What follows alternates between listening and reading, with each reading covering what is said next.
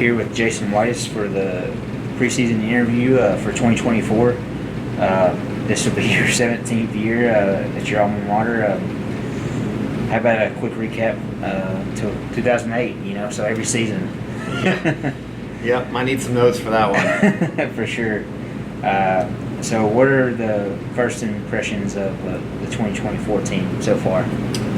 Early indications, it's I think a solid team that has a lot of ambition and they're showing great intensity. It's been honestly a really good preseason so far. I've really felt this way for several years, that every preseason seems to get a little bit better and the group's kind of a little ahead of where last year's group was, and I think that's the case so far this year.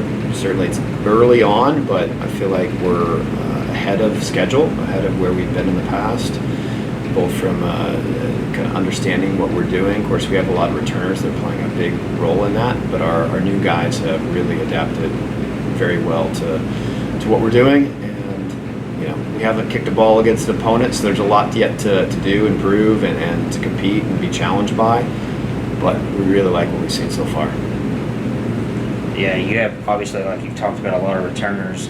What is the competition like for guys right now who are trying to make that starting our 11, or just somebody trying to get minutes?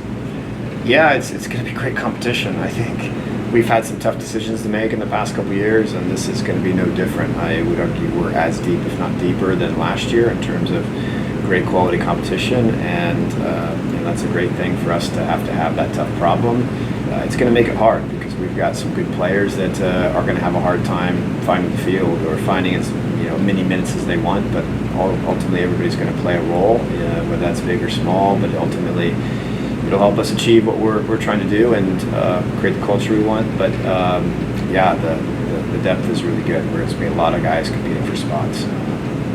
Certainly there's some guys who have a upper hand because of maybe experience and minutes logged over the last few years, but some of these new guys have a great opportunity to take starting spots, to contribute right away. And even guys that maybe didn't play as much over the last couple of years at returners have taken strides forward. So really pleased top to bottom. Yeah, last year obviously was a phenomenal season. Regular season was undefeated, but obviously not how you wanted it to end. Do you bring that up a lot, or do you not use it at all? I think it's something that we haven't really brought up much, and we won't focus on it, but it's certainly something that we keep in the back of our mind. I mean, I think it's something that motivated us this off-season, just left had this bitter taste. It felt like, though it was one of the best seasons in men's soccer history, we didn't accomplish what we set out to and felt like we really fell short. And we all try to look ourselves in the mirror, myself included, about how we could have been better, where it could have been better, and our players have certainly done that too. So it's something that we will reflect on, and we have reflected on, but we're not here to prove last year. We're here with this team, and it's a new team, and we're focused on what we're doing now. And I think this team certainly has a chip on their shoulder because of that. I feel like we have something unproven that we need to go out and achieve. But yeah, it's something that we may use as motivation here or there or bring up, but it's not going to be a recurring theme we're going to talk about every day or anything. So the overall record this past two seasons have been 28, 4, and 7. It's got to be a pretty good winning percentage in the country for these past 2 years. What does that do for the overall culture and the confidence for your program moving forward? Yeah, I mean, certainly winning breeds winning, right? And I think there's certainly a winning culture here, and we're looking to continue that and advance that. I mean, we're kind of the program that we want to take the program to new heights all the time. So it's not just about, we did this and we feel good about it. Okay, what's the next step? How do we get there? What are we going to need to do?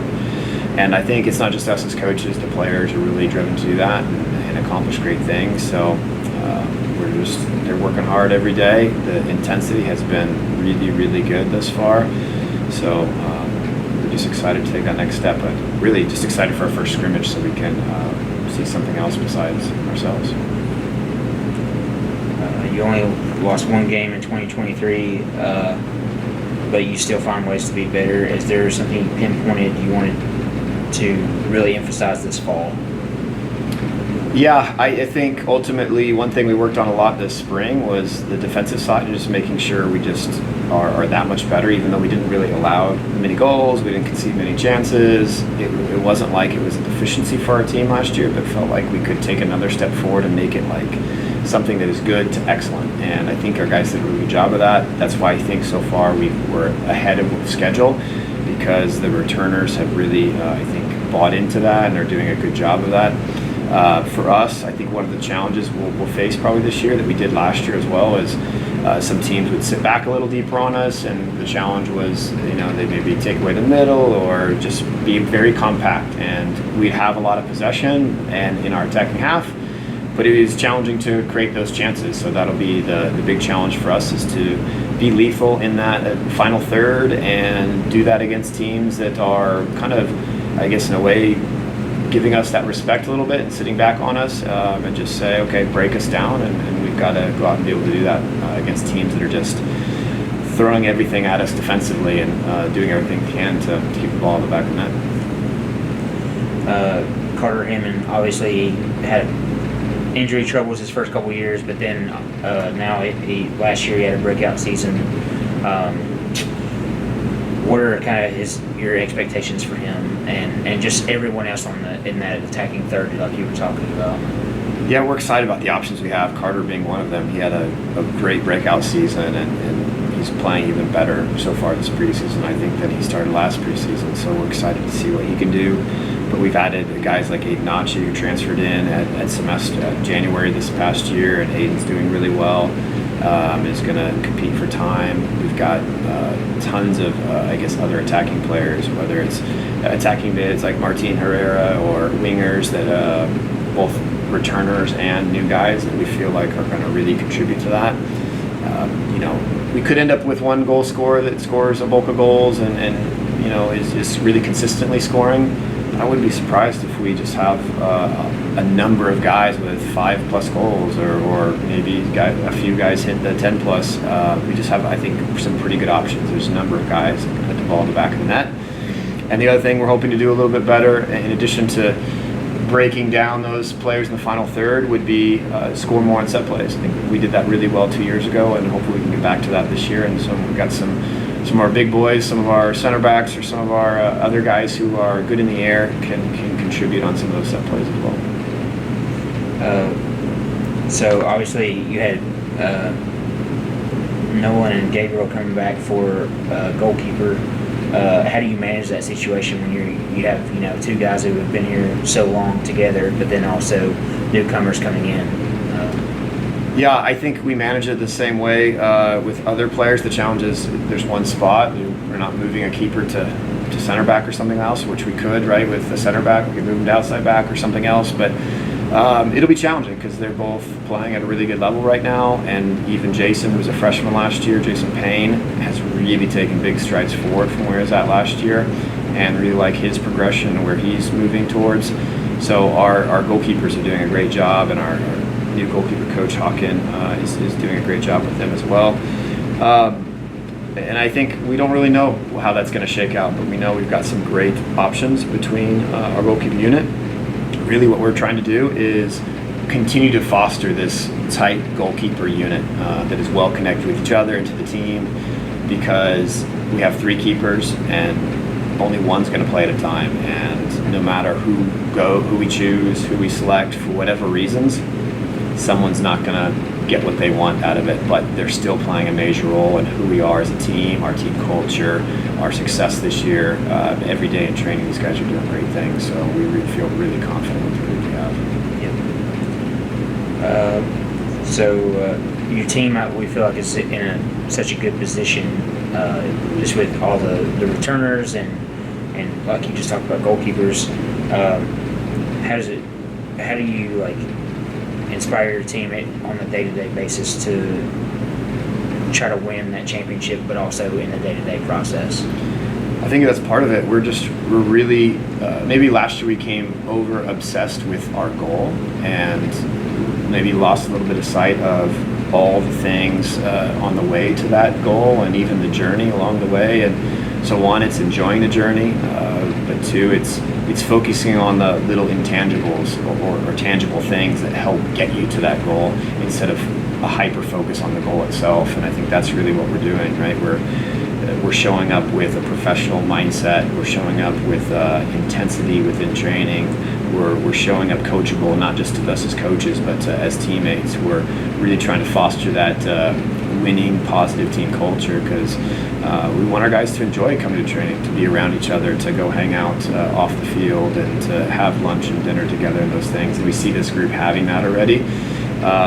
But I think that's really the focus, is the day-to-day, and not to get caught up in what our ranking is or where we're at or what we need to do to achieve a certain result. It's show up and perform and give our best each and every moment, and focus on the little things that help us get us to our goal instead of the goal itself. Obviously, this team has aspirations of playing on the national stage. Talk about how the tournament has evolved and how the setup will go working into 2024. Yeah, it's though we have that goal, it's tough. Last year we were undefeated in the regular season and somehow didn't make the national tournament, which is really unique. I'm sure that hasn't happened very often in NAI history for a one-loss team not to make the national tournament, but it can happen. So it's going to be a challenging route to get there, but we're excited about this team's ability to compete for that. The national tournament, I think there's 40 teams that make the national tournament, and there's several pods, and some pods have 2 teams, some pods have 3 teams, and certainly hope to be in the top pod with either a 1 seed in that, and you get to play the 4 and 5 seed after they've played, which is a big advantage, or to be a 2 and 3 seed and have a 1 game basically playoff to get there. So really the goal not to be a 4 or 5 seed in any of those pods, because you have a much harder route. You've got to play a game and then 2 days later play the number 1 seed at their place.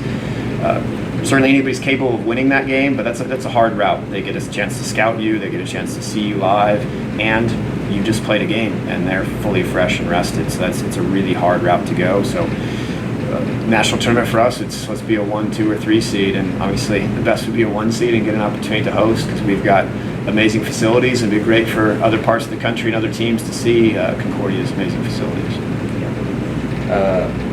How do you feel like the game's changed the most since you've started?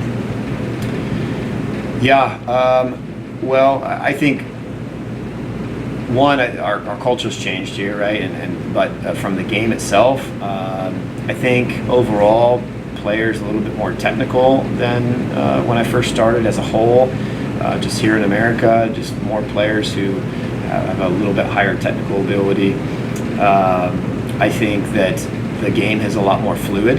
There used to be a little bit more structured of, well, this team's in a 4-4-2 or this team's in a 3-5-2, and it kind of looked like that system all the time. And now there's a lot more fluidity to it, a lot more mobility, a lot of interchanging.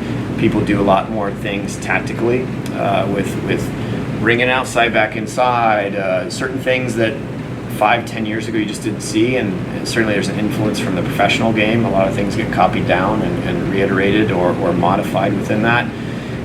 But there's, I think, one, a lot more tactical flexibility. We see a lot more teams play different systems and do different things, and really cause, I think, their opponents challenges through unorthodox setups, or their attacking shape looks completely different in their defensive third than it looks in their attacking third. And I think we're pretty similar to that.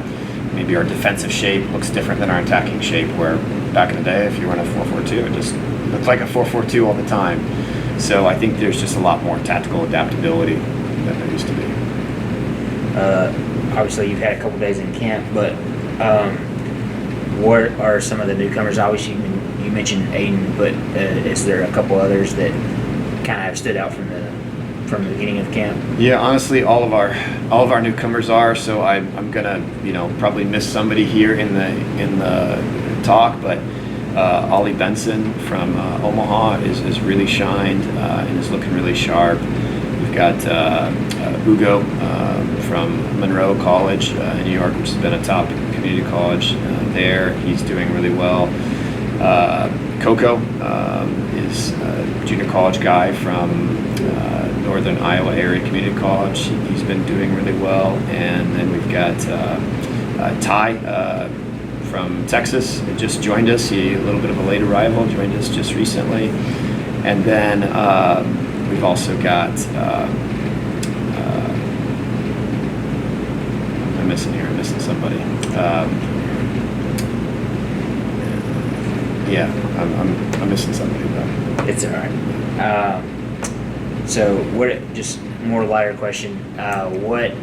Oh, Sean Stratman. Sean Yeah. Stratman from Omaha has been doing really, really well. He definitely does not look like a freshman. He's out there looking like a veteran, and looks like a guy that's poised to make a big impact as well. So, you know, all of our new guys have done incredibly well.